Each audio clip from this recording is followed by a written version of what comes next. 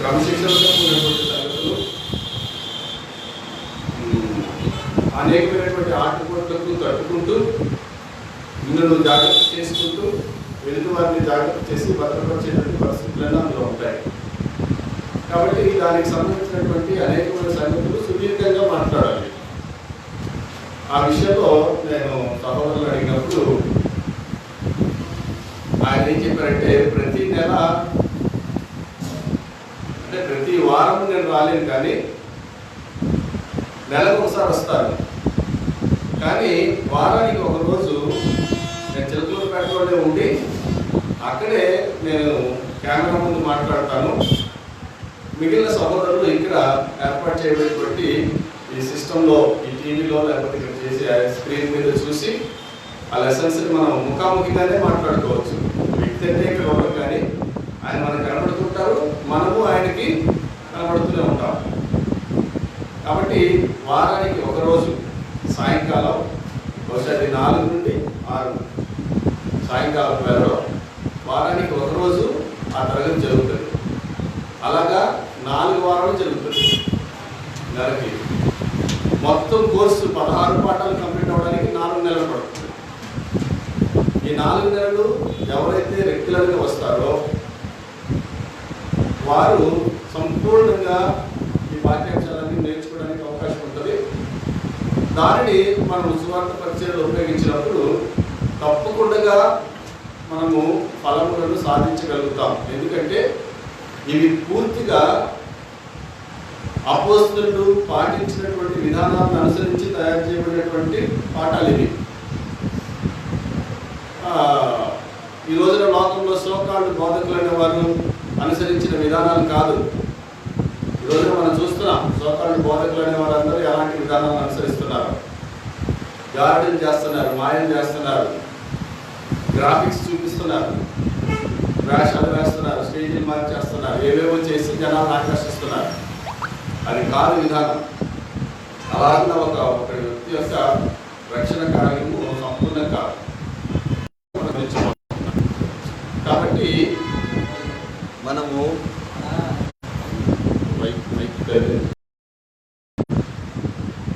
ఖచ్చితంగా దేవుని పనిని ఆసక్తితో చేయాలని నువ్వు నిర్ణయించుకున్నట్లయితే నీకు ఇది అద్భుతమైనటువంటి అవకాశం. అయితే ఇక్కడికి వచ్చిన తర్వాత మేము చేయగలిగినంతలో నీకు మంచినీళ్ళు ఆ సమయానికి మేము చేయగలిగినటువంటి ఆతిథ్యాన్ని తప్పకుండా చేస్తాం. అది దేవుడి కృపను బట్టి మాకు అనుగ్రహించబడిన దాంట్లో పెద్దలు మాకు సహకరించే దాంట్లో మేము చేస్తాం తప్పకుండా. కానీ ఫర్దర్గా మాకు 4 నెలల తర్వాత మాకేమి ఇస్తారు, లేకపోతే ప్రతి నెల ఏమి ఇస్తారు అనేటువంటిది లేదు. ఇక్కడ మనం ఆలోచించవలసింది ఏంటంటే, మీరు గమనించే ఉంటారు ఇప్పటికే, దేవుడి పనిలో పని ఉందా, జీతం ఉందా? ఒకసారి చెప్పండి. పని ఉందా, జీతం ఉందా? లోకంలో జీతం ముందు వాడు మాట్లాడుకుంటాడు, ఈ పని చేస్తే నాకు ఎంత ఇస్తావు. లోకంలో వీడు మాట్లాడుకుంటాడు, మాట్లాడుకొని అప్పుడు పని ప్రారంభిస్తాడు. అయితే మాట్లాడుకొని పని ప్రారంభించి పని అయిన తర్వాత డబ్బులు తీసుకుంటాడంటే కాదు, ముందే తీసుకుంటాడు. సగం ముందు అడ్వాన్స్ చేయండి సార్ అంటాడు. ఆ తర్వాత సగం పని అయ్యేలోపు మిగిలింది లాగేస్తాడు. ఆ చివరి వాడు చేస్తే చేస్తాడు, లేకపోతే లేదు. అంటే ఇది మోసపూరితమైనటువంటి పని. ఈ పనిలో యజమానుడి మీద పనివాడికి నమ్మకం ఉండదు, పనివాడి మీద యజమానికి నమ్మకం ఉండదు. కానీ ఈ సువార్త పనిలో మనం ఎవరి పని అయితే చేస్తున్నామో ఆయన నమ్మదగిన వాడు అని చెప్పాడు. ఆయన నమ్మదగిన వాడు. ఆయన అన్యాయస్తుడు కాదు, ఆయన న్యాయవంతుడు. ఆయన పని చేయించుకొని జీతం ఇవ్వకుండా ఉండేటువంటి అన్యాయస్తుడైనటువంటి యజమాని మాత్రమే మాత్రము కాదు. కాబట్టి మనం వాక్యం నేర్చుకుందాం, దానిని మన స్థానిక సంఘ పరిచర్యలో దేవుని పనిలో దాన్ని వినియోగించినప్పుడు ఖచ్చితంగా దాని ప్రతిఫలాన్ని మనం చూస్తాం. ఎందుకంటే అది దేవుని వాక్యాన్ని అనుసరించి మనం జరిగిస్తున్నటువంటి కార్యక్రమాలు అవుతాయి. కాబట్టి దాని ప్రతిఫలం ఏంటి అంటే మీకు నేను డబ్బు రూపంలో ఏం చెప్పలేను, కానీ నేను చదువుకున్నటువంటి దేవుని గ్రంథంలో ఒక రోజున అపోస్తలులు ఎక్కడున్నారు అంటే దేవుని సింహాసనం దగ్గర మరో 12 సింహాసనాలు వేయబడి వారంతా ఆయన సముఖమందు లోకాన్ని తీర్చిదిద్దడానికి, అంటే లోకాన్ని తీర్చిదిద్దే స్థాయిలో వారు ఉన్నారు అని మనం చదువుకుంటాం. కాబట్టి మన స్థాయి ఏంటి, ఈ పనికి మనకు వచ్చేటువంటి ప్రతిఫలం ఏంటి అంటే ఎవరు ఇచ్చేటువంటి జీతం డబ్బులు కాదు, ఇచ్చుడైనటువంటి దేవుని సముఖమందు ఆ మహిమలో మనకు అద్భుతమైనటువంటి ప్రవేశం. ఆ రోజున బలానమ్మకమైన మంచి దాసుడు అని దేవుని చేత ప్రశంసింపబడేటువంటి గొప్ప కార్యక్రమము ఇందులో దాగి ఉంది. కాబట్టి ప్రతి నెల 4 నెలల తర్వాత మీరు ఏమి ఇస్తారు అనేటువంటిది లేదు. ఒకవేళ అలాంటి ఆశలు ఏమైనా ఉంటే మాత్రం దయచేసి ఎవరు పెట్టుకోవద్దు. దేవుని వాక్యాన్ని నేర్పించడమే దీని యొక్క ఉద్దేశం. పాటలు వింటున్న కొద్దీ మీకు అర్థమవుతుంది వీటి డెప్త్ ఏంటో. ఎందుకంటే ఇది మొత్తం ప్రపంచం అంతా ఈ ప్రోగ్రాం జరుగుతుంది. ఇప్పుడు ఈ ప్రోగ్రాము ఈ 4 పనులు అనేటువంటి ఈ పాఠాలు ప్రపంచమంతా ప్రతి బుధవారం జూన్లో ఈ క్లాస్ జరుగుతూ ఉంటుంది. అన్ని దేశాల్లో, చాలా దేశాల్లో నుంచి అందులో పార్టిసిపేట్స్ మనకు కనబడుతూ ఉంటారు. కాబట్టి కాకపోతే అది కంప్లీట్ ఇంగ్లీష్లో ఉంటుంది, కంప్లీట్ ఇంగ్లీష్లో ఉంటుంది. మన అదృష్టం ఏంటంటే ఈ ప్రాంతంలో, మన ఆంధ్రప్రదేశ్ ప్రాంతంలో ఒక చక్కనైనటువంటి తెలుగు తర్జుమా ద్వారా సహోదరులు ఆ పాఠాలన్నింటినీ తయారు చేశారు. లాస్ట్ టైం వచ్చినప్పుడు మనందరికీ బ్లూ ప్రింట్స్తో పుస్తకాలు ఇచ్చారు. ఎవరు తెచ్చారా?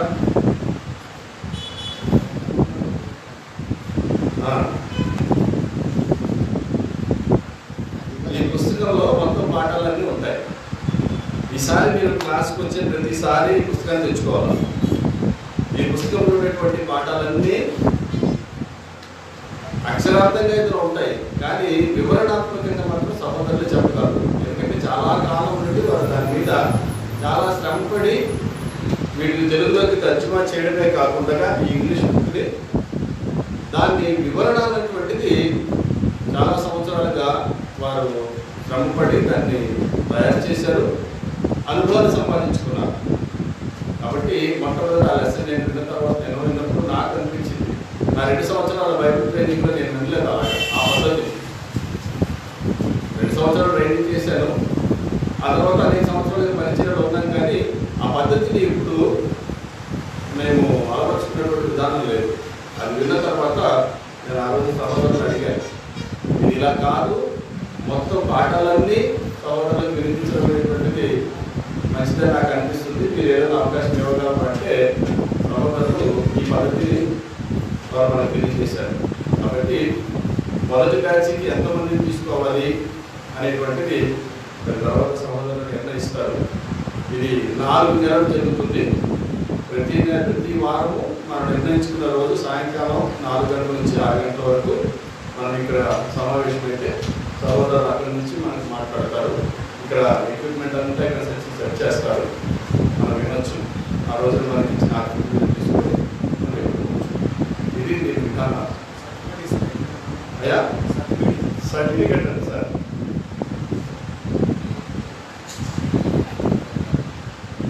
ప్రస్తుతానికైతే అది లేదు. సర్టిఫికేట్ అనేటువంటిది అంటే certificate means it's accompany with institution కదా. ఏదో ఒక సంస్థ, ఒక పాఠశాల, ఒక కాలేజీ, పెద్ద నడిపిస్తున్న కాలేజీ లాంటివి సర్టిఫికేట్కి ఆదరేషన్ వస్తుంది. ఇవి మనకు సంఘ పరిచర్యలో సంఘ క్షేమాభివృద్ధి కొరకు మనం అనుసరించేటువంటి పాఠాలు. కాబట్టి మనము ఈ విషయాన్ని జ్ఞాపకం పెట్టుకొని అవి నేర్చుకుంటే అవి మనకు ఉపయోగపడతాయి. కాబట్టి ఫర్దర్గా మిగిలిన విషయాలు మనం పర్సనల్గా మాట్లాడుకోవచ్చు. తర్వాత సర్టిఫికేట్ గురించి కానీ తర్వాత జరగబోయే విషయాలు కానీ అది సమయం వచ్చినప్పుడు సహోదరులు మనకు తెలియజేస్తూనే ఉంటారు. కాబట్టి నా ఉద్దేశం ఏంటంటే ఈ పాఠాల్లో ప్రతిదీ మనము జాగ్రత్తగా గమనించి నేర్చుకుంటే మన పనిలో 100% ఉపయోగపడుతుంది. ఆ విధానం ఖచ్చితంగా దేవుడి కొరకు ఆత్మను సంపాదించడంలో మనల్ని స్థిరపరుస్తుంది అనేటువంటిది నా ఉద్దేశం. అందుకొరకే సహోదరులను రిక్వెస్ట్ చేశాం. ఆయన నెలకు ఒకసారి వస్తారు ఖచ్చితంగా ఫిజికల్గా. మిగిలిన 3 వారాలు సిస్టంలో మాట్లాడతారు. మనం ఇక్కడ నుంచి నేర్చుకుంటాం. కాబట్టి ఈ కార్యక్రమం ఈ విధంగా కొనసాగింపబడాలని మరి అనేక విధాలుగా ప్రార్థన చేశాం. ఈ కార్యక్రమం అంతటినీ మరి తమ్ముడు రామచంద్ర వహించి తప్పకుండా ఈ ప్రాంతంలో ఈ పనిని కొనసాగించాలి, అనేకులకు దేవుని వాక్యాన్ని నేర్పించాలి అనే విధానంలో తమ్ముడు ఈ కార్యక్రమాలన్నీ కూడా శ్రమపడ్డారు. ముందుకు రండి.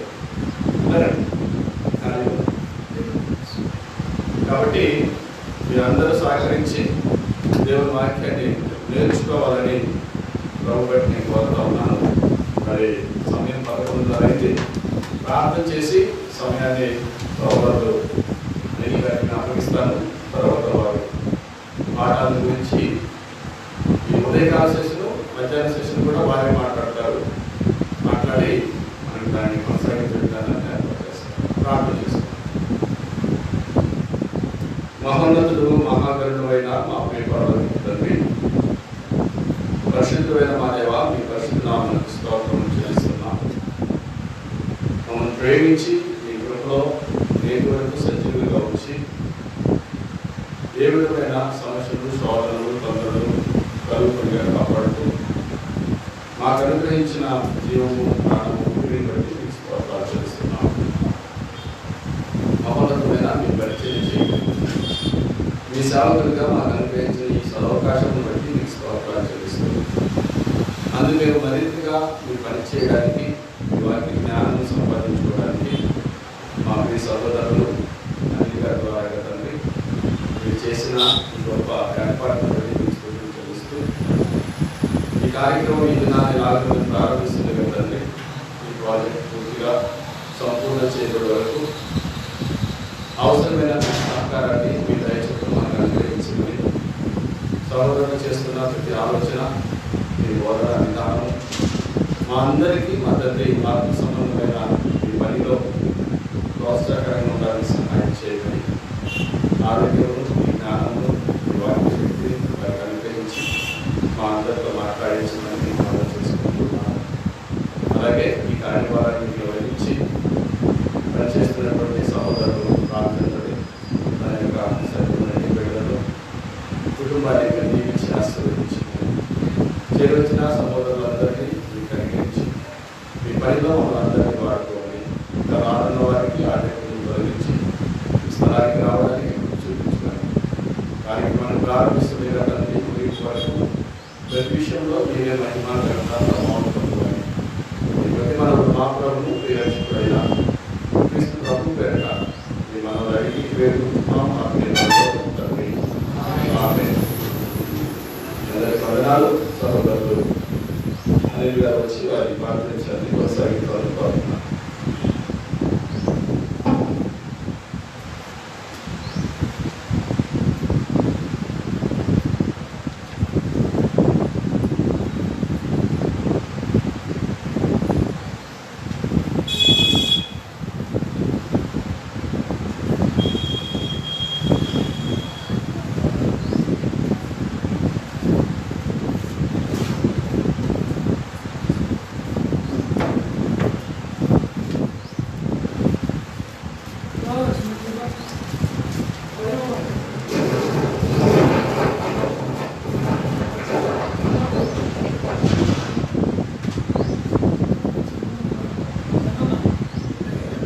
క్రీస్తు యేసు పరిశుద్ధ నామములో స్వర్గతితో ఇప్పుడు వచ్చిన మీకందరికీ నా హృదయపూర్వక వందనాలు తెలియజేస్తాను.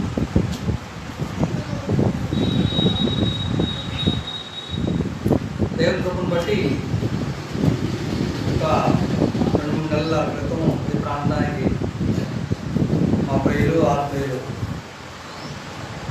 ప్రభాకర్ గారి ద్వారా రావడం జరిగింది. చాలా సంతోషం. అలా ఇంకొకసారి పంచుకోవడానికి, మీతో మాట్లాడడానికి దేవుడు అవకాశం ఇచ్చాడు. అందువల్ల సంతోషంగా ఉంది.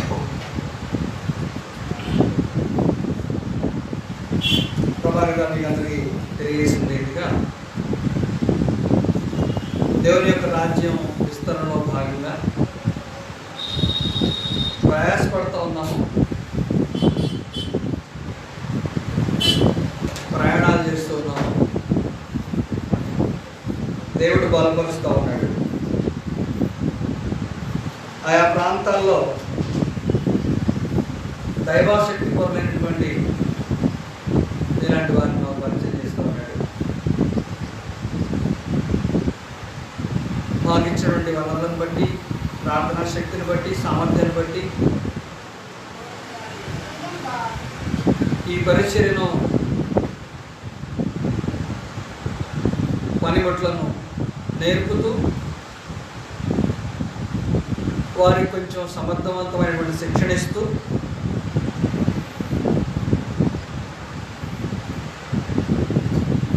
తమకై తాము వారు ఈ పనిముట్లను ఇంకొకరికి నేర్పగలిగేటువంటి శక్తినిచ్చి ఆ తర్వాత వారు మరింతగా వారికై వారి దేవుని పని కొనసాగించేటట్టుగా వారిని ఆ పనికి విడిచిపెట్టి ఇంకొక ప్రాంతంలో ఎన్నుకొని పని జరిగిస్తూ విధానంలో నేను కొనసాగుతూ ఉన్నాను. అంతే తప్ప నేడు భారతదేశంలో సువార్త పరిచర్య జరుగుతున్న విధానాన్ని బట్టి, ఆ పరిచర్యలో ఉన్న వాళ్ళందరికీ అర్థమైనటువంటి లోతుకోతలను బట్టి అనుసరించి మేము కొనసాగిస్తున్న పరిచర్య విధానం లేదు అని చెప్పడం మొదటి ఉద్దేశం. ఇందులోనే సంపూర్ణమైన సంక్షిప్తమైన సమాచారం ఉందని తెలుసుకోవాలి. అందరూ ఎలా చేస్తారో అందరికీ తెలుసు, నీకు అందరికీ తెలుసు. మన ఉద్దేశం అలా చేయడం కాదు. దేవుని పనిలో ఉన్నటువంటి కొన్ని మెలకువలు మన సంఘాలను అభివృద్ధి చేసుకోవడం కొరకు అవసరమైనటువంటి సువార్త పనిముట్లు ఈ ప్రాంతంలో ఆసక్తి పనిన వారిని నేర్పించి మరికొంచెం వారిని సమర్థవంతంగా సానబెట్టి విడిచిపెట్టి వెళ్ళి దానికి మా స్థానిక సంఘాన్ని, మా పరిచర్యను ఎలాగా దేవునికి నమ్మకంగా ముందు కొనసాగించుకోవచ్చో అని ఆసక్తి పరులైన వారు ఎవరైనా ఉంటే వారికి మాత్రమే ఈ పని ఉపయోగపడదు, మిగిలిన వారికి ఉపయోగపడదు. నేను నా మొదటి సెషన్లో పాఠం చెప్పాలనుకోవట్లేదు. కొన్ని ఆలోచనల పరంపరలు మీ ముందు ఉంచాలను, కొన్ని ఆలోచన విధానం. మనం ఎప్పుడైనా సరే మన ముందుకు ఒక అంశం వచ్చినప్పుడు ఆ అంశాన్ని పరిశీలించే క్రమంలో మన పరిశీలన విధానం ఏం చేస్తుందంటే మన సామర్థ్యాన్ని బయటేస్తుంది. ఒక అంశాన్ని, ఒక వచనాన్ని, ఒక సందర్భాన్ని, ఒక వ్యక్తి మాట్లాడేటువంటి మాటని దేన్నైనా సరే పరిశీలించేటప్పుడు పరిశీలన తర్వాత ఒక నిర్ణయానికి వస్తాం కదా, అందరికి అర్థమవుతుందా? ఒక నిర్ణయానికి వస్తాం కదా, ఆ నిర్ణయం ఏం చేస్తుందంటే మన సామర్థ్యాన్ని తెలియజేస్తుంది. నేను ఇది నిర్ణయించుకున్నాను అని అర్థమైన తర్వాత అందరూ అదే నిర్ణయానికి రాదు. మన మైండ్స్, మన క్యాపబిలిటీని బట్టి డెసిషన్స్ కంక్లూజన్ మారుతుంది. ఆ కంక్లూజన్ ఏం చేస్తుందంటే ఇతని సామర్థ్యం ఎంతవరకు అని అంతవరకే ఆలోచించగలిగాడు. మనం ఏం చేస్తాం, దానికి ఎప్పుడు పోటీ లేదు. అది చెప్పడానికి ఒక చిన్న ఉదాహరణ చెప్పాలనిపించింది నాకు. ఇంకో రకంగా భావించుకోవాలి. ఒక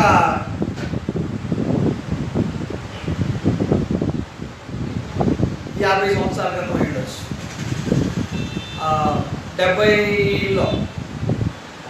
డెబ్బైలో భారతదేశానికి మిషనరీస్ కొత్తగా వస్తూ ఉన్నటువంటి రోజులు, అంటే 68, 69 ప్రాంతాల్లో జరిగింది. 70లో బలమైనటువంటి శక్తివంతమైన సామర్థ్యం గల వాళ్ళు వచ్చారు.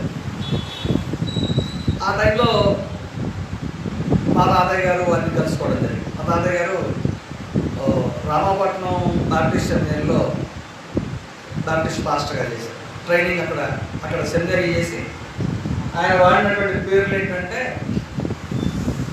బ్లాంచెడ్ గారు, క్వీన్స్ మిషన్ గారు అంటారు. మీకు తెలుసా పేరు?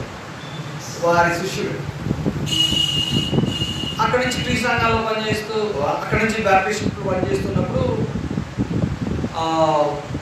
ఆయన బైబిల్ పరిశోధనలో సత్యం తెలుసుకొని, ఆ కారణాలే మనం పూర్తిగా చెప్పలేము, ఒక సత్యమని గ్రహించి ప్రభు యొక్క సంఘంలో రావడం జరిగింది. ఆ పని కొనసాగించే క్రమంలో భాగంగా మిషనరీస్కు పరిచయం ఏర్పడితే ఆయన పనిచేసే బలమైన సంఘానికి వారు సపోర్ట్ చేశారు.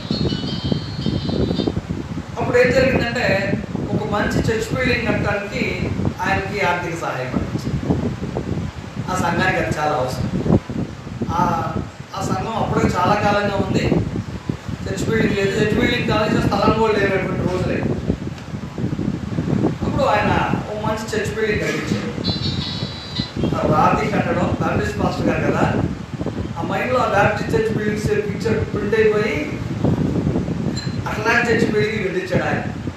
అది అద్భుతంగా ఉంటుంది. ఎప్పుడైనా దయచేసి ఫోన్స్ ఎవరు ఉంటే నా విన్నపం కొంచెం సైడ్ ప్లీజ్. చాలా అద్భుతమైన నిర్మాణం. సరే, దాని ఓపెనింగ్కి ఆ డబ్బులు ఇచ్చిన ఆయన వచ్చాడు. ఆయన దాంతో పాటు ఆ చర్చ్ బిల్డింగ్ కన్స్ట్రక్షన్తో పాటు ఇంకొక 3 చోట్ల కూడా ఆయన ఆర్థిక సహాయం చేయడం, అవి కూడా జరిగింది. ఆయన వచ్చి ఆ బిల్డింగ్ చూశారు, చాలా అద్భుతమైన నిర్మాణం. ఇల్లు ఏది అని అడిగాడు. ఇల్లు లేదంటే మా తాతయ్య అన్నాడు, ఇల్లు నువ్వు కట్టమంది ఇదే కదా, డబ్బులు పంపించింది చర్చ్ బిల్డింగ్ కట్టడానికి, ఇంటికి ఎప్పుడు పంపించావు అన్నాడు ఆయన, మా తాతయ్య. సరేలే అని ఆయన ఇంకేం మాట్లాడుకుంటే ఆ తర్వాత మిగిలిన బిల్డింగ్స్ ఓపెన్ చేయడానికి వెళ్ళాడు. అక్కడ కూడా ఇదే ప్రశ్న. వాళ్ళు ఎలాగైనా బిల్డింగ్ చూపించారు, బిల్డింగ్ ఓపెన్ చేశారు, చాలా బాగుంది. ఇల్లు ఎక్కడ దగ్గర వెంటనే వాళ్ళ పక్కనే ఇది పోయాని కొత్త ఇల్లు చూపించారు. వాళ్ళు కట్టుకున్నారు. మిషనరీ గారు చాలా సంతోషపడ్డారు. ఇది ఎందుకు చెప్తున్నానంటే, ఒకటేమో భక్తి, రెండో దాని పేరు ఏంటి? ఏంటో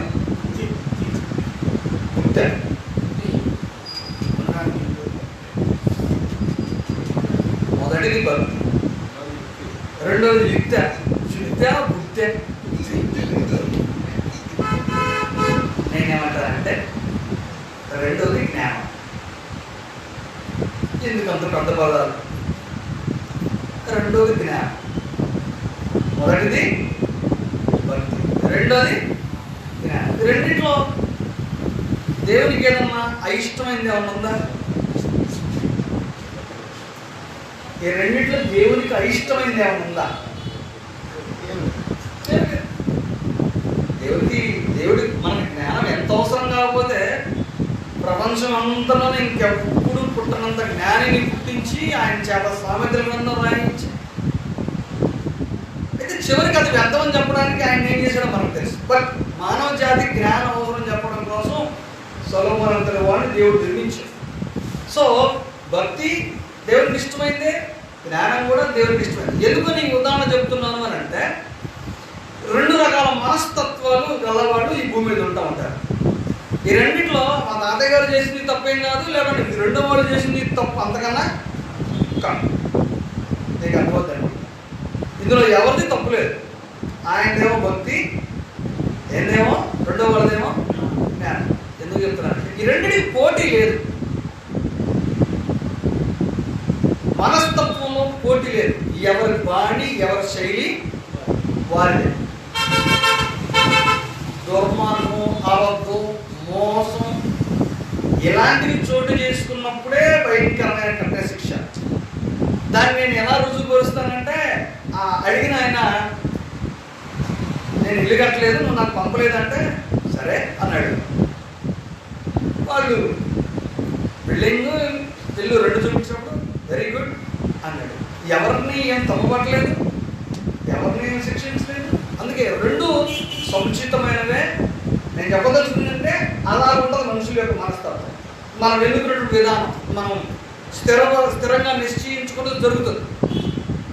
దాన్ని జస్టిఫికేషన్ చేయడానికి సాధ్యపడదు.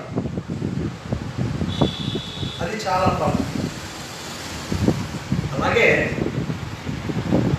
దేవుని వాక్యాన్ని మనం లోతుగా నేర్చుకునేటప్పుడు, పరిశీలించేటప్పుడు అందరికీ ఒకే రకంగా అర్థం కాదు. దేని బట్టి అర్థమవుతుంది అంటే నా జ్ఞానాన్ని బట్టి, నా తర్క సామర్థ్యాన్ని బట్టి అర్థం. నేను ఒక విషయాన్ని చెప్పాను కదా, ఎంత లోతుగా ఆలోచించి ఒక నిర్ణయానికి రాగాలనేది ఆ నిర్ణయం నా కెపాసిటీని తెలియజేస్తుంది. కానీ అందులో ఉన్నటువంటి తప్పులు ఇవి వీటికి అవకాశం లేదు. అందువల్ల మన పరిచర్య విధానంలో లోతుగా ఆలోచించేటప్పుడు మరింత శ్రద్ధ వహించి దృష్టి పెట్టి ఒక విషయాన్ని అర్థం చేసుకునే ప్రయత్నం చేయాలి. ఇకపోతే రెండో సంగతి, నేను బోర్డు మీద ఒక మాట రాస్తాను, దాని తర్వాత పదమైంది నాకు మీరు చెప్పాలి. దీని తర్వాత ఏం రాస్తే బాగుంటుంది చెప్పాలా?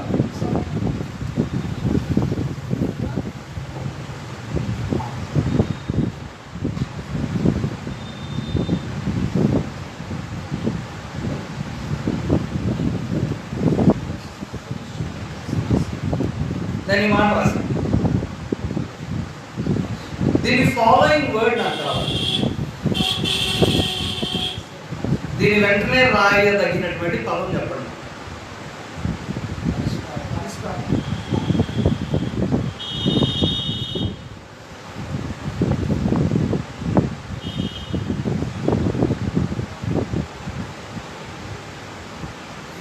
ఎంతమంది అంగీకరిస్తారు? అంగీకరించేవాళ్ళు చేస్తారు. సేవకులుగా మనకి బాగా తెలుగుతాడు ఎక్కువ, బయట వాళ్ళు తెలుగుతారు. మనం బాగా చేయొద్దుగా మామూలు ఈ ప్రశ్న అడగకపోతే అందరూ చదువుతారు. ప్రశ్న అడిగిన ఆటోమేటిక్గా చెప్తాము చదువుకోవడం దిగిపోవాలి. ఎందుకు లోపల క్రికెట్ అని చెప్పి ఆగుతారు. అంటే రెండో పార్టీ జంప్ అవుతారు అన్నమాట. ఇది తెలివితేటలు ఎందుకు మనుషులు ఎందుకో తెలియదు, వచ్చేస్తాయి. ఎందుకు వస్తాయి అంటే అదే ఇద్దరు రెండు రకాల మనస్తత్వాలు చెప్తున్నాయి. ఆ కేటగిరీ ఆ కేటగిరీ, ఈ కేటగిరీ ఈ కేటగిరీ. ఏమండి అది సంగతి. సరే, సమస్య తర్వాత రాయాల్సిన పదం ఏంటి? దీనికి ఎంత మీరు చెయ్యము ముగ్గురు ఎత్తారు, మరి మీలో సమాధానం చెప్పాలి కదా. అంటే సమాధానం చెప్పరు, చెయ్యి చెప్తారు. మరి దాని అర్థం మేమేం అర్థం చేసుకోవాలి. సరే, సమస్యకి వెంటనే దాన్ని అనుసంధానమైన పదం ఏంటి చెప్పండి? పరిష్కారం. ఓకేనా? మళ్ళీ అడుగుతాను, ఇది కరెక్టా రాంగా? కరెక్టా రాంగా? తప్ప ఒప్ప? నాకు అడగదు, మళ్ళీ చేయకండి. ఇప్పుడు చూద్దాం. సమస్య పరిష్కారం. నేను చిన్నవాళ్ళు అడుగుతున్నాను.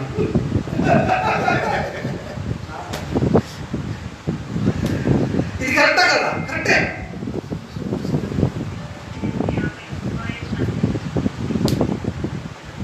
మళ్ళా మెజారిటీ సమస్యకి వెంటనే రావాల్సిన పరిష్కారం అంతే. ఇప్పుడు నువ్వు ప్రశ్న అడుగు, కొంచెం మన ఆలోచనకి ఏదన్నా పొదులు పెట్టండి. కొంచెం ఆలోచనకి కొంచెం పొదులు పెడితే, ఆ పొదులు పెడితే ఏమన్నా వచ్చుంటావు?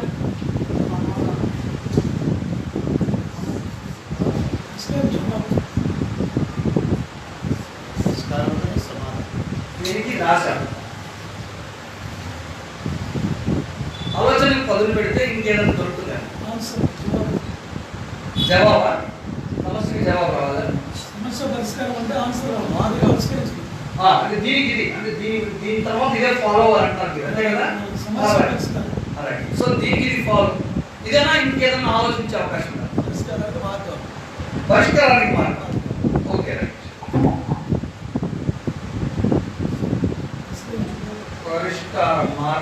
పరిష్కారానికి మార్గమా? ఓ సరే, అలాగే రాదు మాకంతా మార్గం. ప్రభావిత చేశారు ఆయన అడుగుతాం మళ్ళీ అందరూ తద్వారా ఆయన అన్నిటి. సార్ మీ సమాధానం చెప్పండి. సమస్యకి మూలాన్ని వెతకాలి. పరిష్కరించుట సమస్య పరిష్కరించుట పరిష్కారం. అదే ఒకటే ప్రభావిత కాలేదు అంటున్నారు. మూలం అంటే ఏ మూలం, దేనికి మూలం? ఆ సమస్య రావడానికి మూలమేంటో వెతకాలి. సమస్యలో కారణం.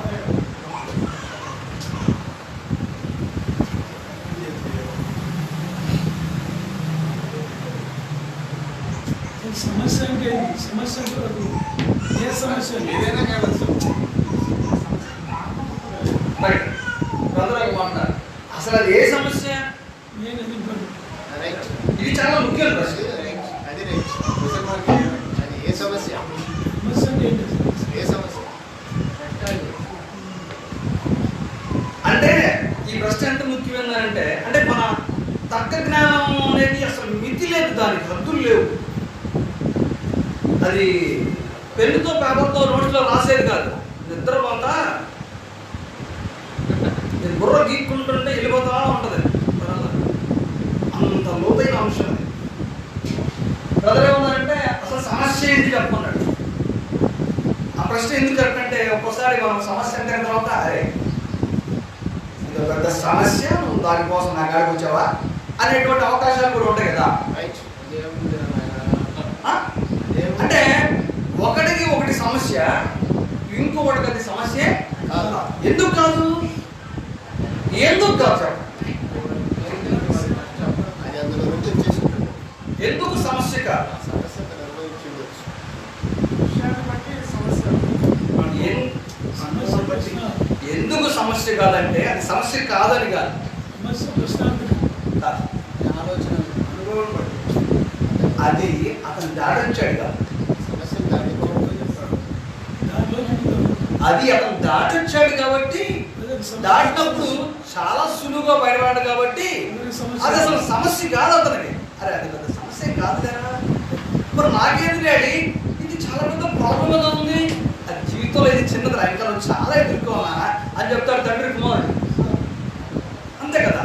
సో కొన్ని సందర్భాల్లో అసలు సమస్య ప్రాబ్లం ఏంటి చెప్పురా, అరే అది ప్రాబ్లమే కదా, బట్ అయినా దీన్నే మనం మొదలు చూడాలి. ఎందుకంటే ఎందుకు అది అవసరం అంటే మానవునికి అత్యంత సులువైంది సమస్యలు కనిపెట్టడం.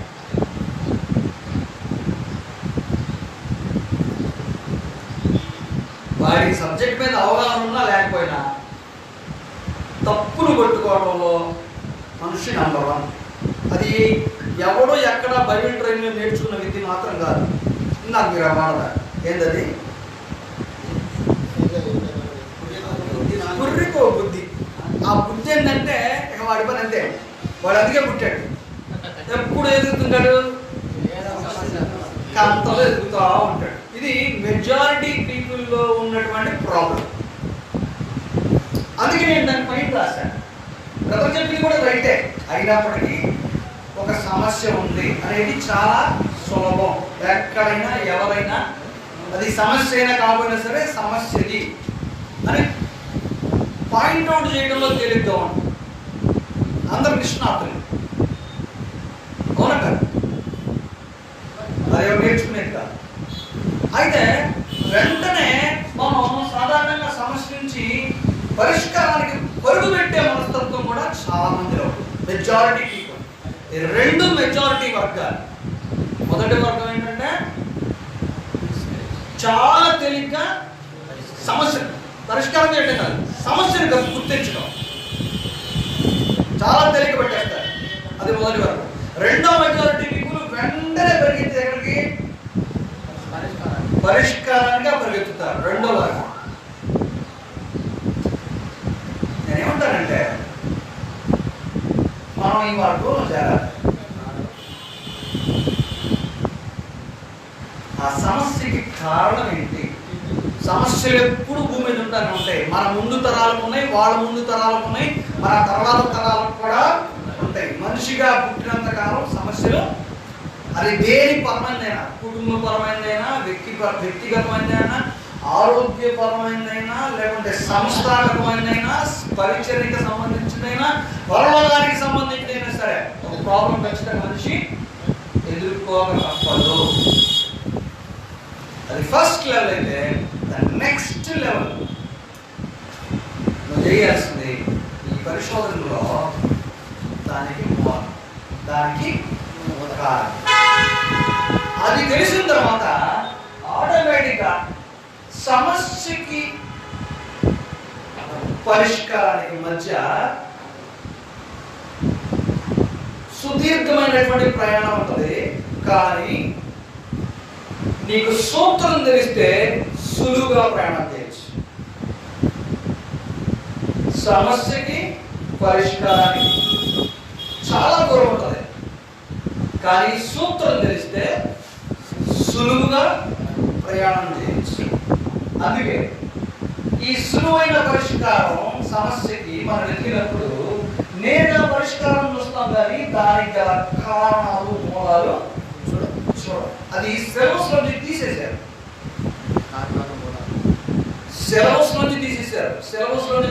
నేను చెప్పే ప్రతి స్టేట్మెంట్ నేను కట్టుబడుతున్నా.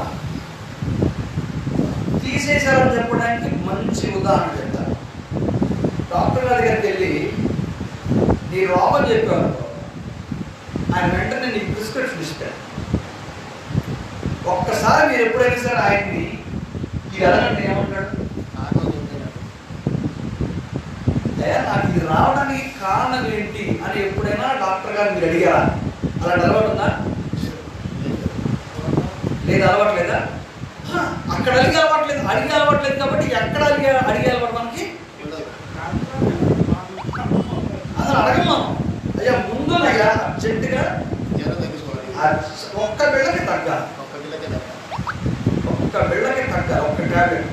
అది తగ్గితే ఉంటారు కదా, మనం డాక్టర్ దగ్గరికి 100 మంది పంపుతాం. ఆయన ఎక్కువ టైం తీసుకోడు, ఒక్క బిడ్డగా తగ్గించేస్తాడన్న. కానీ మనకు ఆయన కోర్సు మాత్రం వారానికి ఇస్తాడు. తగ్గినా కూడా వేసుకోవాలి దాని ఉద్దేశం. ఎవరైనా జ్వరం తగ్గిన తర్వాత బిడ్డలు వేసుకోవడం చూసారు మీరు?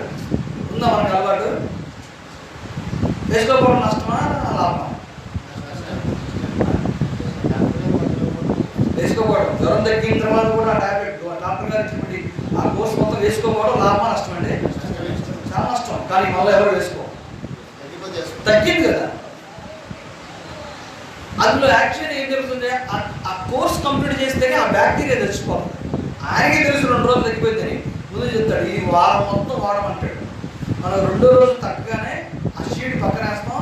ఇక తగ్గిన రోజు తగ్గిన దగ్గర పోవాల్సిన అవసరం లేదు. మనం అలాంటి మనస్తత్వం మనం.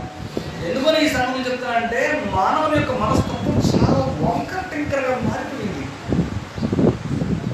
అనిశ్చితిగా మారిపోయింది. అన్ని విషయాలు, వ్యక్తిగత, కుటుంబ, దైవిక విషయాల్లో కూడా అనిశ్చితిగా మారిపోయింది అనే సంగతి సుస్పష్టం. ఎందుకు చెప్పారంటే మళ్ళా మెజారిటీ సమస్య అనగానే వెంటనే కావాల్సిన మన పరిష్కారం అన్నాం కారణం వెతకాలి, దాని మూలం వెతకాలి. సరే, నేను డాక్టర్ ఉదాహరణ చెప్పా కదా. డాక్టర్తో కారణం అడిగితే ఎప్పుడన్నా అడిగితే మీరు అడిగారు లేదు తెలియదు, నేను అడిగా ఒకసారి.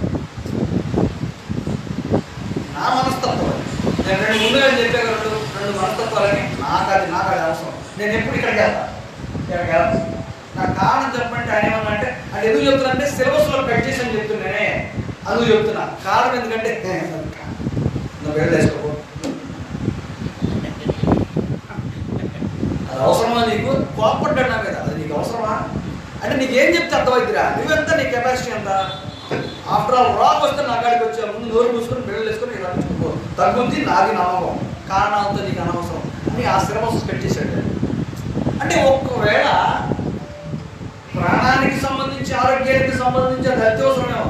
మీలో ఎవరైనా సరే అయ్యా మేము వాక్యం చెబుతామని చెప్తాం, ఈ ఉదయాన్నే ఏదో భజన మొదలు పెట్టాను కాబట్టి నేను I just want to life style in front of you. Life కూడా కాదు, ఐడియాలజీ, హ్యూమన్ ఐడియాలజీ. మనిషి మనం ఎందుకు ఇలాగా ఉన్నాం అనే దాని గురించి ఎందుకు చెప్తాను, ఎందుకు చెప్పాల్సి వచ్చింది. సో డాక్టర్ గారు నేను అడిగితే ఏమన్నా నీకు అది అవసరమా, నెలకొండ డోర్బుస్లో పోయి టాబ్లెట్ వేసుకున్నాను. సో చెప్పడు డాక్టర్ గారు. ఏ డాక్టర్ కూడా ఈ జబ్బు ఎందుకు వచ్చిందంటే చెప్పడు. టాబ్లెట్స్ ఇస్తాను, దాన్ని వేసుకో, తగ్గుతుంది, అంతే. There ends the matter. But మనం ఒక సమస్యకి చెప్తాము. నేను చెప్పాను కదా, పరిష్కారం ఎంత దూరం అయిందైనా సరే సూత్రం తెలిసిన తర్వాత సులువుగా ప్రయాణం చేయడం చేసేయచ్చు. దూరమే కానీ సులువుగా చేసేయచ్చు. ఎంత దూరం అయితేనే సులువుగా చేయగలిగి ప్రయాణం అయినప్పుడు, అంతే కదా. ఇప్పుడు అసలు విషయం వస్తాను. ఇది హ్యూమన్ నేచర్, హ్యూమన్ టెండెన్సీ.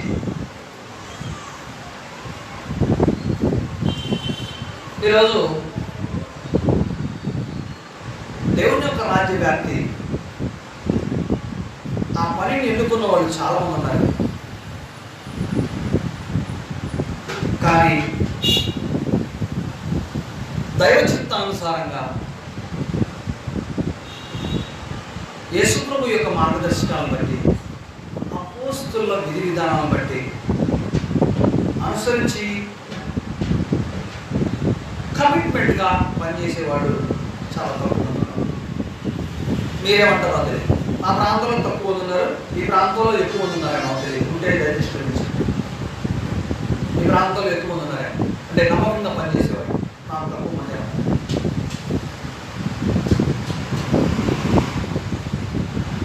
ఇంతకుముందు ప్రభాకర్ గారు కోర్స్ పనిచేసినప్పుడు బ్రదర్ ఒకరు సర్టిఫికేట్ ఇస్తారా అని అడిగాడు. It's a good question. It's a good question. మనం దేని గురించి నేర్చుకోబోతున్నాం? దేని గురించి ఈ తరగతులు? స్వార్థ వ్యాప్తికి అవసరమైన పనిముట్లు, సులువుగా నేర్చుకునే విధానం. జస్ట్ ఈ మైండ్ వెంటనే హెడ్ షూట్ చేసింది బ్రదర్కి, సర్టిఫికేట్ వైపు షూట్ చేసింది. ఎందుకు ఆ బ్రదర్ వెంటనే సర్టిఫికేట్ అవ్వచ్చు అన్నారు చెప్పండి? ఎందుకన్నారు?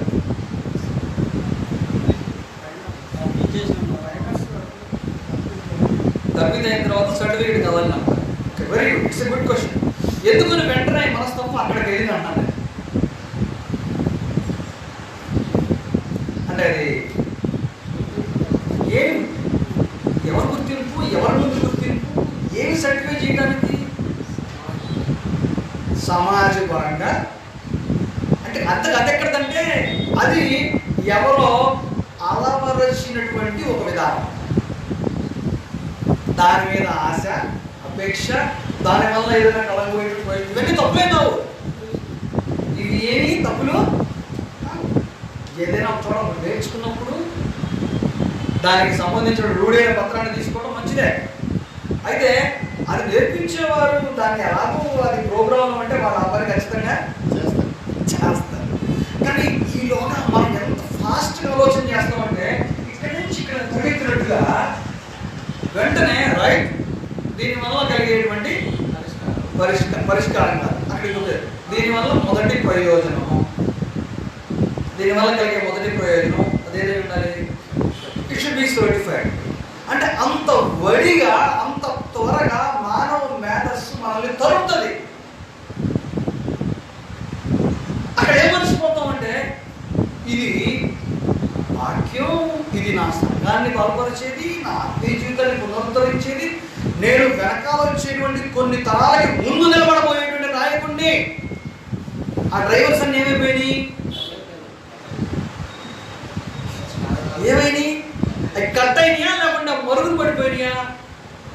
ఆలోచించండి ఒకసారి.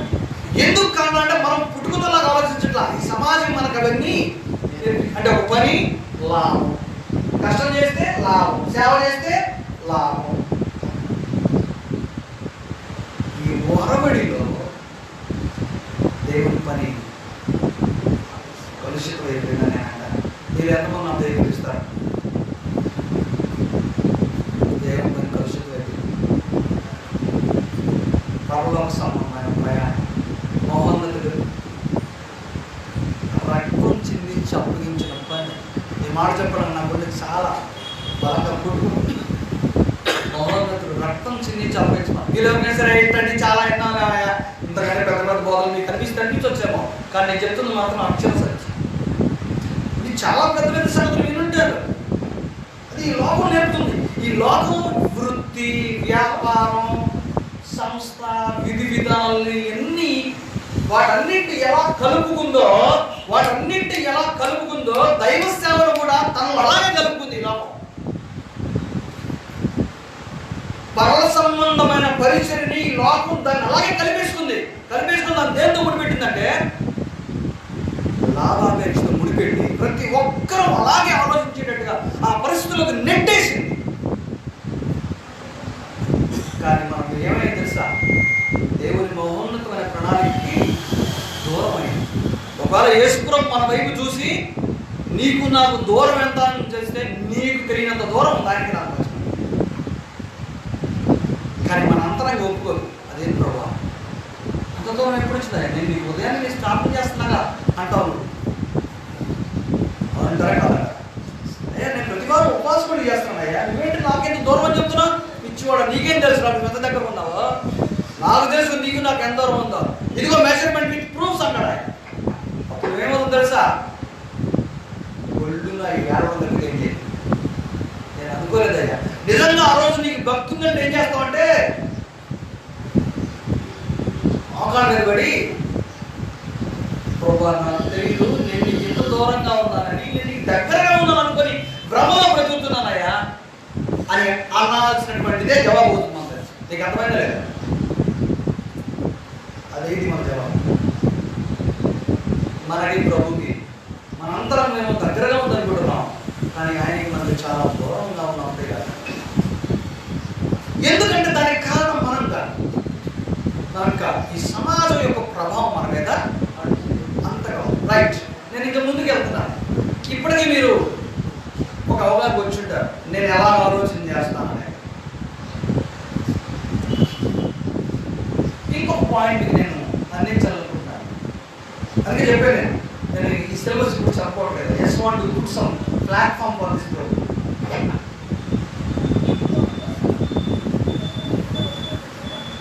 ఇప్పుడు మీ ఆలోచన బట్టి ఎక్కువ మంది సమస్య నుంచి పరిష్కారాన్ని దూకారు కదా. నేను వివరించిన తర్వాత ఇప్పుడు నాతో పాటు ఒక పెట్టి బయట ఎంతమంది వస్తారు, లేకపోతే అక్కడే ఆగిపడతారు. నాతో పాటు బయట ఎంతమంది వస్తారు? ఒక్కడుగు పైగా ఎంతమంది వస్తారు? లేదండి, ఇక్కడ నుంచి కారణం మూలమే ముందు కనుక్కుంటాం. ఏం మంచిదంటారా? లేకుంటే ఈ కంప్యూటర్ ఏమో అందరికి ఫాస్ట్ కావాలి, ఇట్లా కొడితే అట్లా బయటికి రావాలి. This takes time. కారణం మూలం సమయం పడుతుంది, ఎంత టైంలో పట్టచ్చు. బట్ వడిగా నువ్వు పరిష్కారం కోసం పరిగెడకన్నా సరే నిదానంగా కారణం వెతికితే, నిదానంగా మూలంగా నువ్వు వెతకలిగినట్టయితే నువ్వు అనుకున్న దానికన్నా లేకుంటే పరిష్కారం అవ్వాల్సిన దానికన్నా త్వరగా పరిష్కారం అయింది. చాలా త్వరగా పరిష్కారం కనిపెట్టవచ్చు. కానీ మనస్తత్వం అంతగా మనల్ని తొందరగా నెట్టేసేస్తుంది. రైట్. ఇప్పుడు మీరు నాతో పాటు ఇక్కడికి వచ్చారన్నమాట. కారణం మూలం గురించి ఆలోచించారు. రైట్. మూలం తెలిసింది. మూలం తెలియగానే పరిష్కారం అవ్వద్దా? సమస్యకి మూలం తెలియగానే పరిష్కారం అయిపోద్దా? ఇప్పటిదాకా నేను చెప్పాను, అసలు ఇదే దొరికితే పరిష్కారానికి మూలం, సమస్యకి మూలం తెలిస్తే పరిష్కారం తెలియక అని చెప్పాను నేను. ఇది నిజమే. ఇక్కడి నుంచి ఇక్కడికి వెళ్దాం. వెళ్ళినా మోహం తెలుసుందేమో కానీ నువ్వు పరిష్కారం దిశగా అడుగులు వేయడానికి మరలా నీకు ఒక బలమైన ఆటంకం ఉంది. ఎప్పుడు నాకు దాని ఖచ్చితంగా మీ దగ్గర నుంచి సమాధానం కావాలి. మూలం తెలిసిన, ఓ సమస్యకి కారణం తెలిసిన, దాన్ని పరిష్కరించడానికి మనకు అడ్డంగా నిలబడే బలమైన ప్రత్యర్థి ఒకటి ఉంది. అదే చెప్పండి, మీరు ఆలోచించి చెప్పండి చూద్దాం. What is the first huddle? బలమైన ప్రత్యర్థి ఎవరు?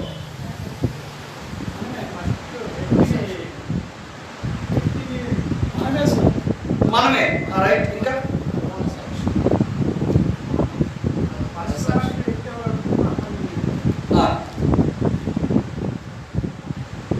ఇంకా ఆలోచించండి sir. Just will find our thoughts. మన ఆలోచన పొద్దున పెట్టుకోవడమే. భయం. గుడ్. ఇంకా ఒత్తిడి, భయం, చింత, ఆందోళన. ఇంకా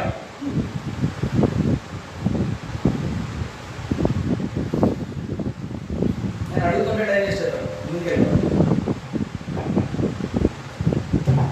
కారణం చేసిన తర్వాత మనకి బలమైన ప్రత్యర్థిగా ఆటంకంగా నిలబడింది వాడు ఒక దొరికాడు. దాన్ని అడిగేది వాడు ఒక మొదలంటాడు, నేను చేసి పని కాదయ్యా. యోగుని అడిగి అంటాడు, అయ్యా నీకు తెలుసా నేను నీ దగ్గర అడిగిపోయా అంటాడు. ఆయన మన పేరు చెప్తే నేనెల్లా వాడే నా కాడికి వచ్చి అంటాడు ప్రభుత్వం. నేనే వచ్చావు. మనం వాడి దగ్గరికి వెళ్తాము, వాడి కొంత చాలా తేడా ఉంది కదా. మూలం చేసినాం మనం అదుపు లేదు.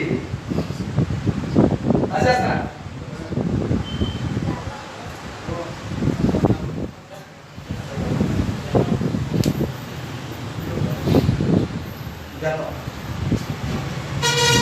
సులువైన కాదు.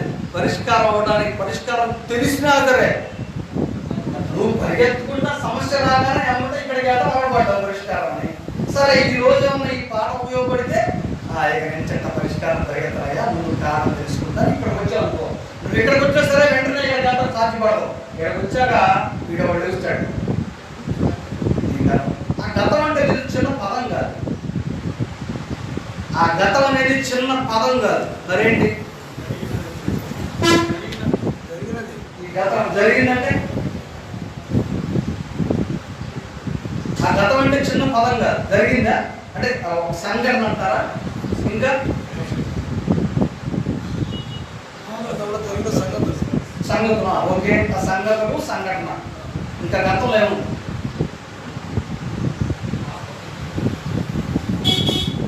ఆ గతంలో ఏముందంటే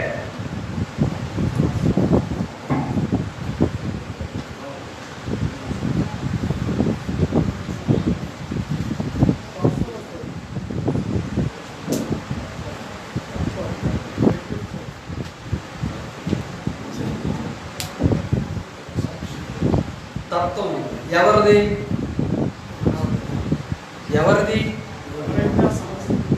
వాడి తత్వం ఉంది. సోదరు చెప్పారు వాడే దానికి కారణం అంటాం కదా. ఆ తత్వం అనేది ఒక రోజుదా లేకుంటే 30 సంవత్సరాలదా? వాడి life style, the way he thinks, the way he travels, the way he analyses. ఒక విషయాన్ని తాను ఎలాగా విశ్లేషిస్తాడో, ఆలోచన చేస్తాడో, పరిశీలిస్తాడో, పరిష్కరించుకుంటాడో. వీడికి సమస్య కొత్త లేకుంటే ఎప్పటి నుంచో సమస్యలు పరిష్కారం చేసుకుంటున్నాడా? ఒక మనిషికి సమస్య కొత్త, ఎప్పటి నుంచో పరిష్కారం చేసుకుంటున్నాడా? ఎప్పుడు నుంచి చేస్తున్నాడు? ఏ శైలిలో? ఇదే శైలిలో. కాబట్టి సమస్య నుంచి వెంటనే పరిష్కారాన్ని దూసుకుంటూ వెళ్ళే ఒక తత్వంలో చాలా పరిష్కరించబడ్డాయని వాడు అనుకుంటూ ఉంటున్నాడు. కానీ అతని జీవన విధానం అది. కనుక ఇప్పుడు కాలం మూలం తెలుసుకున్నా సరే నీకు అడ్డుకునేది ఏంటంటే నీ స్వభావం, నీ తత్వం, ఒక లైఫ్ స్టైల్ చాలా కాలం నడుచుకుంటూ వచ్చావే, అది మన గతం, మన తత్వం ప్రధానమైన ఆటంకం. అందుచేత అది నిన్ను నీ పరిష్కారం తెలియజేసిన అటువైపుగా అడుగులు వేయనివ్వదు. ఎందుకంటే అది నీకు అలవాటు లేనటువంటి మార్గం కాబట్టి. నువ్వు ఏదైనా తెలియగానే వెంటనే గోడ దూకి వెళ్ళిపోవడం నేర్చుకున్నావు, అటు తిరిగి వెళ్ళిపోవడం నేర్చుకోవాలా. ఇప్పుడు తెలిసింది అటు తిరిగిపోవాలని. కానీ ఇప్పుడు నువ్వు తెలుసుకున్నా సరే సమస్య రాగానే ముందు అప్పుడే కాలు ఇటు పెట్టి అలవాటు పడగా గోడ దూకి అలవాటు కదా. నీకు అర్థమవుతుంది నేను చెప్తున్నాను. ఈ మనసు అంటే దీనికి ఏం ప్రిపరేషన్ ఏమి ఉండదు. పక్కెట్లో బాబాయ్ అన్నాడు, ఈ పక్క నేను ఈ గదిలో ఉన్నాను, రే అని పిలిచాడు బాబాయ్ అని ఎప్పుడే గోడకి ఏం బాబాయ్ అంత అలవాటు చేసుకున్నా. ఒకరోజు బాబాయ్ అరే చిన్నపిల్లడు కాదురా పెద్దోడు పోయా తిరిగినా నాన్న చూడటానికి మంచిగా లేదా బాగుంది, కింద పెడితే పడిపోతావు చాలా చెప్పాడు. నిజమే కదా బాబాయ్ అని అలవాటు అయిపోయి చిన్నప్పుడు. ఎందుకంటే ఆల్రెడీ నాకు ఇప్పుడు 25 ఏళ్ళు వచ్చింది. నేను ఇంతప్పుడు నుంచి ఇంత కూడా అలవాటు చేసుకున్నా కదా. సో 27 ఇచ్చిన తర్వాత బాబాయ్ తప్పురా చేయబాగా లేదు కదా ఇవన్నీ తిరిగిరా. ఈ బోధ అయిపోయింది. నిజమే బాబాయ్ ఏదో తట్టలేదు అలవాటు అయిపోయిందిగా అని అన్నావు. మళ్ళీ అరే వద్దా అనగానే బాబాయ్ అని ఎప్పటి కాలు పెడతావు కానీ అటు హ్యూమన్ టెండెన్సీ. అంటే ఇక్కడ ఏదో బాబాయ్ మాట నేను ఎందుకు వినాలి అనేది అర్థం కాదు, లేకుంటే నాకు ఇది సులువుగా ఉంటుందని తత్వం కాదు. ఏ కారణం చేతనే సరే నువ్వు బాబాయ్ నిన్ను కన్విన్స్ చేసి చెప్పినా సరే మనసు ఏం చేసింది అంటే పరిగెత్తి వెంటనే గోడదామని చెప్పేసి నువ్వు వెళ్ళి గోడ దిగుతావు. బాబాయ్ మనం చెప్పాడు కదా అయిపోయింది. ఈ పాటికి ఏమైంది, ఈ పాటికి దూకటం అయిపోయింది. బాబాయ్ మళ్ళీ అరే చెప్పే కదా. కొంతకాలం బాబాయ్ లేదు, నీకు చెప్పినా వీడి సినేవాడు కానీ లేదా. ఇప్పుడు దీనివల్ల నష్టాలు లాభాలు ఇంకెప్పటికైనా సరే వాడు పోసుకోవాల్సిందే. కానీ క్షేమదాయకమైంది ఏంటి, గౌరవప్రదమైంది ఏంటి, ఇది ఎప్పటి నుంచి తొలగిపోయింది వాడి జీవితంలో నుంచి? ఎప్పటి నుంచి ఒక వ్యక్తి జీవితంలో నుంచి తొలగిపోయింది? బాల్యం నుంచి తొలగిపోయింది. ఇప్పుడు మనలో చాలా మంది సమస్య అదే ఒప్పుకునే వాళ్ళు చేయటం చేతులు అలవాటుగా పెడతారు. వల్ల అర్థమైంది అర్థం మనకు అలవాటు కదా. చేతులు చేయదు అది చెప్పేవాళ్ళు మళ్ళీ బాగా ఉత్సాహాన్ని ఇస్తూ ఉంటారు అనమాట. అట్ట అర్థమైంది చేయదు.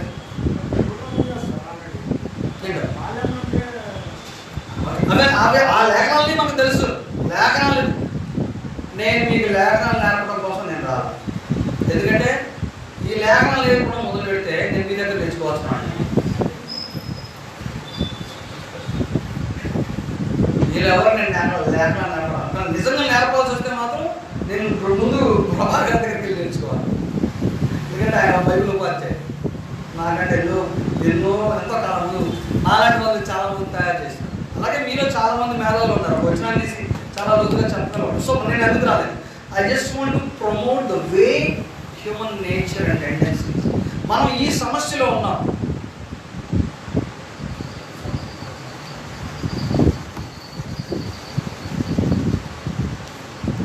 తర్వాత ఇలాంటి సమస్యలు చాలా ఉన్నాయి. మీకు అర్థం నేను చెప్పాను. సో మన ప్రాబ్లం ఏంటంటే ఇక్కడ నుంచి ఇక్కడ రావడం అలవాటైంది కాబట్టి దీన్ని తీసేసాం, లిస్ట్లో తీసేసాం. రైట్, ఇప్పుడు తెలుసుకున్నా ఇక్కడ నుంచి పరిష్కారం అంత తేలికైన సంగతి కాదు. ఇది మనం వెంటాడతాం. సో దృష్టి పెట్టి అయ్యా ఇక్కడ అవసరం ప్రార్థన, నాకు అలవాటైందయ్యా పలికిమాల పని, నేను ఆగాలన్నా ఆగలేకపోతున్నాను, దూకిన తర్వాతే ఆలోచన చేస్తున్నాను అని మొదట మోహం గురించి ప్రార్థన చేసుకొని కొంచెం బుద్ధి జ్ఞానం దయచేయ, కొంచెం నిదానంగా వెళ్ళడం నేర్పించు. మా బాబాయ్ అటు తిరిగి రమ్మంటున్నాడు, నా వల్ల కాట్లా. ఆయన ఎన్నిసార్లు నడుచుకున్నాడు, నేను ఎన్నిసార్లు పడ్డానో. దీనికోసం ప్రార్థనా జీవితాన్ని భక్తి జీవితాన్ని పెంచుకొని జ్ఞానాన్ని తత్వాన్ని మార్చుకొని ఈ దిశని డైవర్ట్ చేసుకోవాలి. ద వే వి థింక్ మార్చుకోవాలి. ఇది కనుక జరిగితే, ఇదొక్కటి సంభవిస్తే ఎన్ని జీవితాల్లో మార్పులు వస్తాయి. మళ్ళీ కూడా సమస్య, ఎన్ని జీవితాల్లో అనగానే గుర్తుపెట్టుకోవాలి. ఏమంటే మన వాళ్ళు ఏం చేస్తారంటే ఎన్ని జీవితాలు అంటే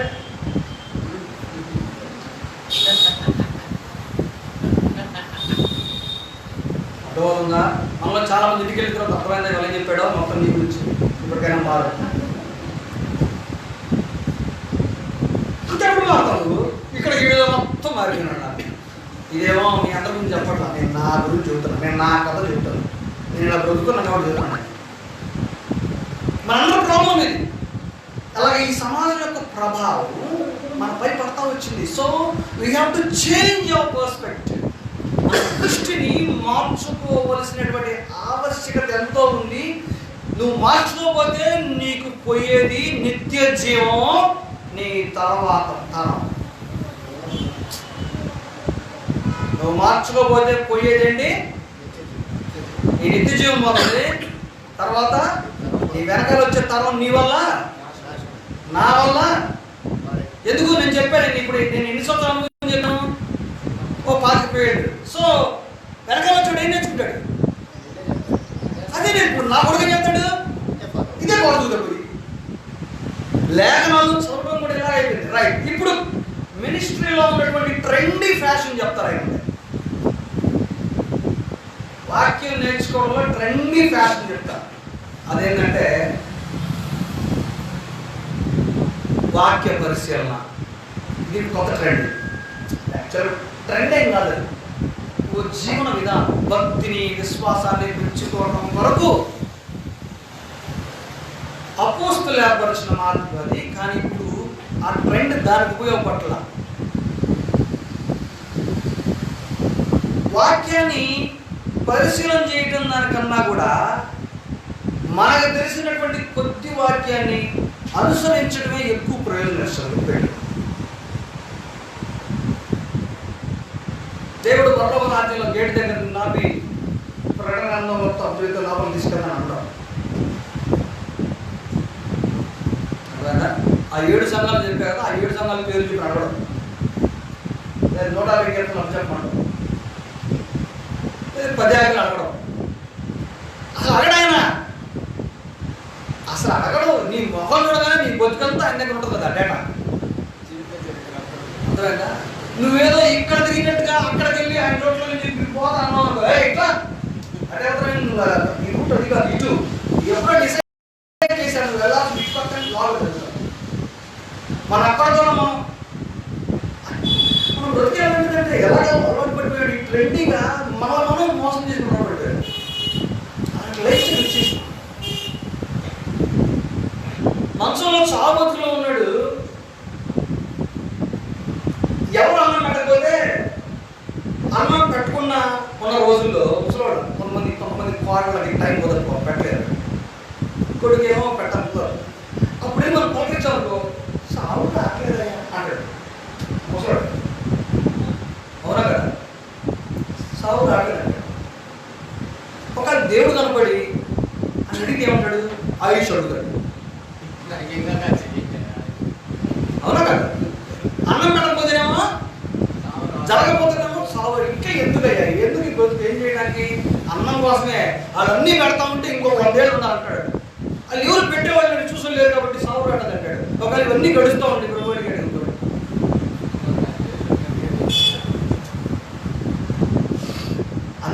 అందువల్ల దేవుడు అది తీసేసాడు.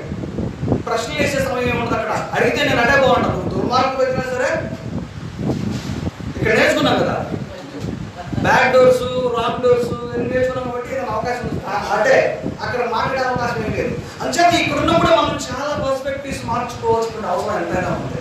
సువార్త పనికి, దేవుని రాజ్య వ్యాప్తికి ఇప్పుడు మన మనస్తత్వం లేకుంటే మన నడవడిక ఇన్ని సంవత్సరాలు గడిపిన గతము వాళ్ళ పరిష్కారం దిశగా అడుగులు వేయనివ్వడం లేదు. ఆ పరిష్కారం తెలిసినా వేయనివ్వడం లేదు.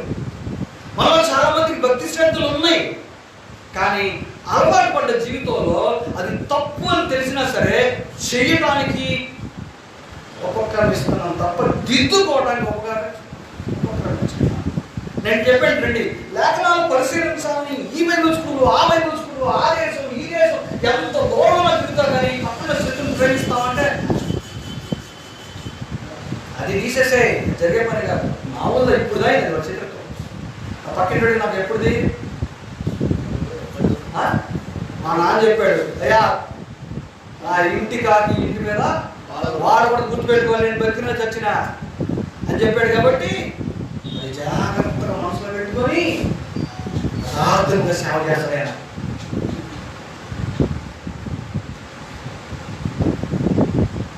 మనం అలా లేమా? ఆ జాగ్రత్త కాపాడుకుంటా, ఆ శత్రుత్వాన్ని భయాన్ని జాగ్రత్త కాపాడుకుంటా నాన్న చెప్పాడు పోతా పోతా.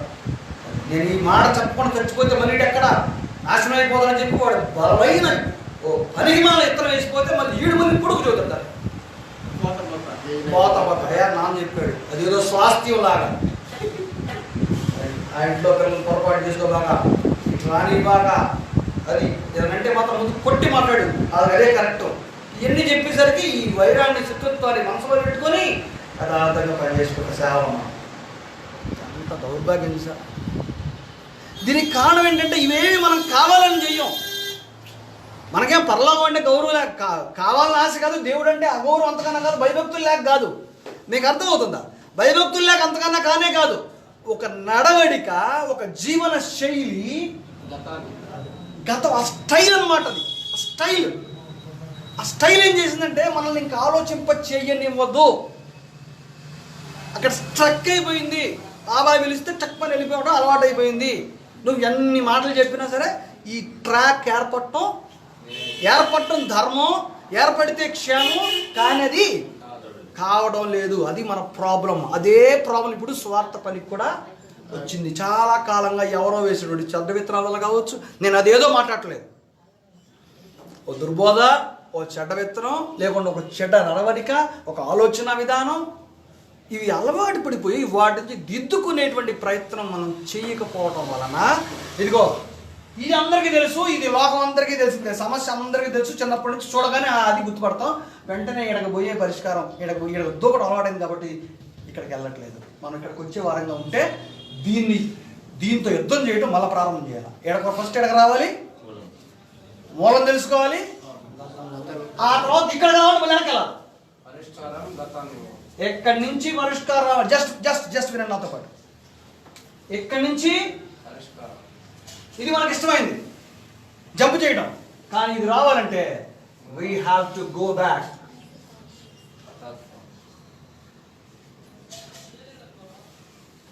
ఇది నా పరిచయ పాఠం ఈరోజు. నా పరిచయ పాఠం ఇది. ఎందుకు చెప్పారంటే నా మనస్తత్వం ఇదేం చెప్పడానికి, మనం ఎలా ఉండాలని చెప్పడానికి, ఈ దృష్టిని మార్చుకోవాలని చెప్పడానికి. ఇది మార్చుకోకుండా 4 నెలలు కాదు, ఎన్ని సంవత్సరాలు ప్రభాకర్ గారు చెప్పినా, ఏం చెప్పినా, లేకుంటే మీలో మీరు చెప్పుకున్నా, లేకుంటే ఇంకెన్ని స్కూల్స్కి వెళ్ళినా సరే మన పర్సుల్లోకి, మన బ్యాగుల్లోకి సర్టిఫికెట్లు వస్తాయేమో, అవి వస్తాయి గ్యారెంటీగా. అడుగుతాం మనం ఖచ్చితంగా. సో అటెండ్ అవుతాం, ఖచ్చితంగా వచ్చేసి డౌట్ లేదు. లేకుంటే మనకి మనీ వస్తాయేమో, లేకుంటే ఇంకో కీర్తి ప్రశ్నలు ఏమేమి వస్తాయేమో, కానీ దేవుడు మనకి ఇవ్వాలనుకుంది మాత్రం అదే. ప్రియమైన వాళ్ళు ఆలోచించండి. మనం ఈ ప్రయాస దేనికంటే మనం పరలోకం వెళ్ళాలి, నాతో పాటు ఒకరిని తీసుకెళ్ళాలి. ఇది మన లక్ష్యం, ఇంకేమీ లేదు. ఇందులో పేదవాడు, ధనవంతుడు, సువార్థికుడు, డైరెక్టరు, మిషనరీ ఏమీ లేదు. ఇవన్నీ మనం వాళ్ళు చేసే పనిని బట్టి మనుషులు ఆపాదించబడినటువంటి పదవి అంతే. నేను వీటిలో ఏది తప్పు అనట్లేదు, వాళ్ళ పని అది. బట్ అల్టిమేట్గా మనం దేవుని దగ్గర నుంచి ప్రతిఫలం రావాలన్నప్పుడు we have to change our self. మన పర్స్పెక్టివ్, మన దృష్టిని మార్చుకోకపోతే, మన లైఫ్ స్టైల్ని మార్చుకోకపోతే, మన ఆలోచన విధానాన్ని కానీ మార్చుకోలేకపోతే, నువ్వెన్ని ట్రైనింగ్లు చేసినా, నువ్వెన్ని సంవత్సరాలు ఆరాధనకి వెళ్ళినా, నువ్వెన్ని సంవత్సరాలు ప్రీచింగ్ చేసినా, లేకుంటే నా అకౌంట్లో ఎప్పుడు 1000 మందికి బాప్తిజం ఇచ్చా, ఏం కొత్త నాకు ఏమన్నా అన్నట్టుగా ఉంటుంది. కొంతమందికి బాప్తిజం ఇవ్వటట్టు అందరికీ ఒకసారి పరలోకంలో ఉంటారు. వాళ్ళకి ఎంతమంది ఇప్పుడు, అందుకే దానికి మొంచడం అని పేరు పెట్టారు. మొంచడం తీసుకున్నావా? ఒక ఆయన అన్నాడు, 6సారి ఇదే అన్నాడు ఒక ఆయన.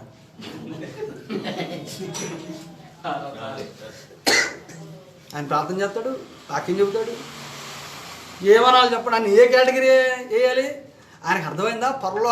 బాప్తిజం అంటే ఎక్కడి నుంచి వచ్చాకనేది పరలోకంలో నిర్ణయించుకున్నటువంటి జనరల్ బాడీ మీటింగ్లో తండ్రి వారి పరిశుద్ధాత్మను శాతం చేసి పంపించినటువంటి వీలునామా అది. ఆయన ఏమన్నాడు దాన్ని?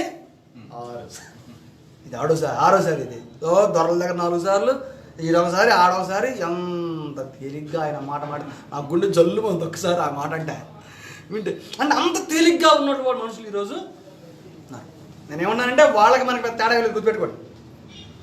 నేను ఎవరినో అంటలా, వాళ్ళకి మనకి పెద్ద తేడా ఏమి. ఎందుకంటే కొన్ని విషయాల్లో మనం వాళ్ళలాగా ఆలోచన చేస్తాం కాబట్టి. కారణం ఇదిగో ఇక్కడ పరిగెత్తున్నాం. Let us go back. కారణం మూలం వెతుకుతాం. ఆ పరిష్కారం వెళ్ళడానికి నా గతం ఏమన్నా అడ్డొస్తుందా? గుర్తుపెట్టుకో, నిన్ను ఫస్ట్ చొక్కబుడి వెనకలాగేది నీ గతమే, నీ తత్వమే. వెళ్ళొద్దని చెప్పదు మళ్ళీ అది. మీరు బల్లే వాళ్ళ ఉన్నారే, నేను ఇప్పుడు దాకా మాట చెప్పరా? వెళ్ళొద్దని చెప్పదు, ఆ మాట చెప్పుకుంటే అన్నీ చేసిద్ది. వెళ్ళొద్దని చెప్పదు, వెళ్ళనీయకుండా చేస్తుంది. ఎంతగా అంటే నీకు అర్థం కాదు, అది నీకు అర్థమే కాదు. నువ్వేమన్నా నేను మామూలుగా ఉంటే ఏంది? మీరు కొంతమంది చూసారా, సబ్జెక్ట్ అంత అయిపోయిన తర్వాత నేను ఏమన్నానని ఇప్పుడు మరి అంత ఇదిగా నా మీద దూకుతున్నావు అంటే, నువ్వేమన్నావు నీకు తెలీదా అని అవతరం అనేదాకా ఇది నేనేమన్నాను నువ్వేమన్నావు నీకు తెలీదు. ఆయనకి ఏదో అర్థమైంది, రెస్పాండ్ అయ్యాడు, దానికి సమాధానం చెప్పు ముందు. అంచేత మాట, క్రియ, పని చాలా లోతైనవి. పరిచర్య అంతకన్నా అద్భుతమైంది, లోతైంది. We have to change our perspectives. మన దృష్టిని మార్చుకోకపోతే దేవుని ఎడల నమ్మకంగా పనిచేయలేము. మనకు అప్పగించబడిన ఆత్మల పట్ల భారాన్ని కలిగి ఉండలేము. నీ గురించి నువ్వు తప్పెట కొట్టుకోవడమే. మన గతం చేయడం, మన వేరే గాథలు మనం రాసుకోవడం. కానీ ఎదుటోడు నమ్మడు. అబ్బాయ మాకు తెలుసా, నీ గురించి తెలీదా, నీ నాన్న గురించి తెలీదా, మీ తాత గురించి తెలీదా బాబు అంటే అంత బాధే వచ్చింది.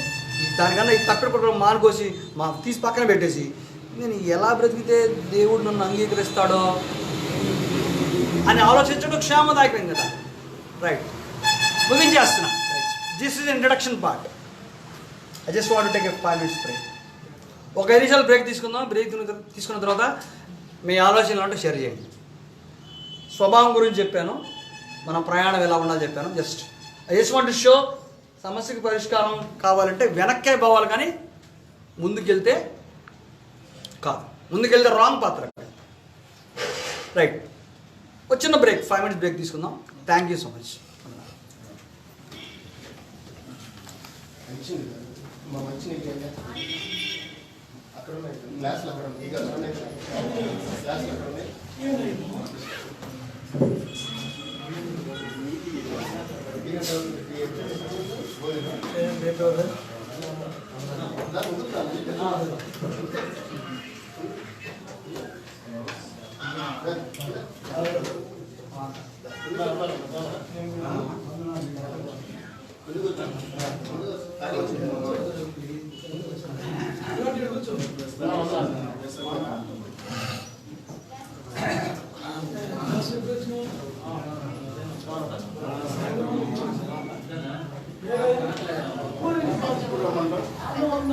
What